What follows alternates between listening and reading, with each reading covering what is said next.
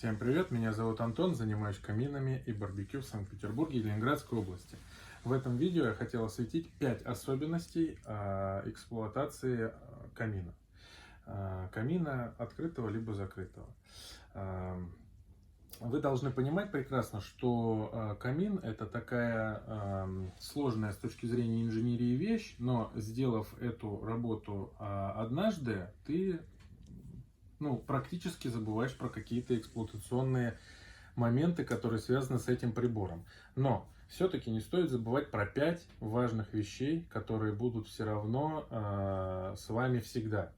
Важных вопросов, которых нужно знать и которые нужно контролировать. Первое, это то, что любая топка, и открытая и закрытая, требует после каждого использования прочистки. Это уборка золы, это чистка дверки, для того, чтобы в следующий раз приятно открыть более-менее чистое, незагрязненное изделие. Это необходимо выполнять каждый раз, рекомендуется каждый раз после использования камина. Второе, это эксплуатация дымохода. Где-то в среднем раз в год, может быть максимум раз в 2 года, необходимо производить инспекцию и чистку дымохода, потому что то, что вы жгете внутри топки, оно производит продукты горения, сажу, и это со временем заужает дымоход, и дымоход может обрастать сажей, в зависимости от того, какими дровами вы пользуетесь. Подробно я сейчас не буду эту тему освещать, потому что какие-то дрова менее сажеобразные, какие-то более сажеобразные. Третье, это то, что вообще необходимо иметь при себе дрова.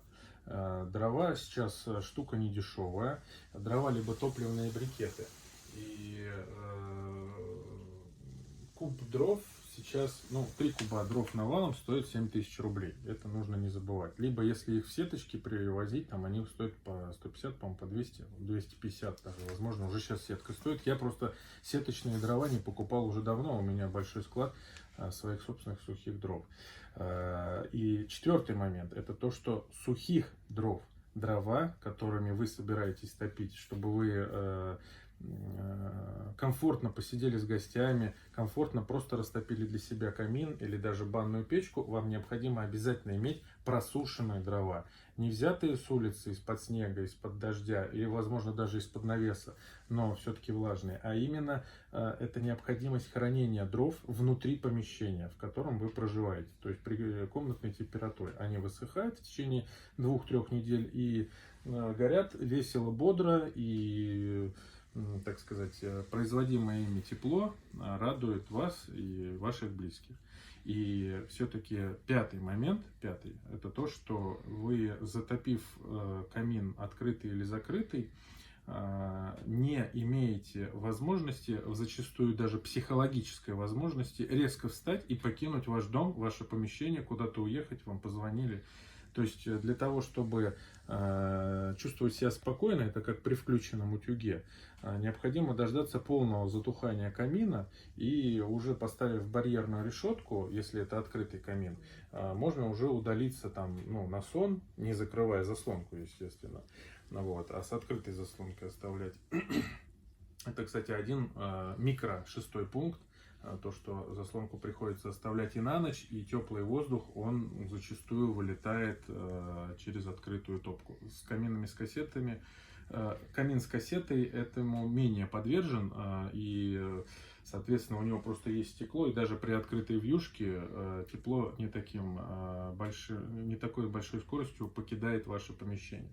Поэтому по поводу 5-го пункта нельзя просто так бросить камин зажженным, и его просто так не выключишь. Это, я считаю, что правомерная ситуация. И после того, как камин потух, необходимо оставлять обязательно вьюшку. И еще небольшая добавка, то что у каждого этого теплового прибора должен быть обязательно тепловой экран, защита от детей и домашних животных. Потому что домашнее животное тоже время от времени может подойти, понюхать, потрогать. Один раз, возможно, ему будет достаточно, а может быть и нет.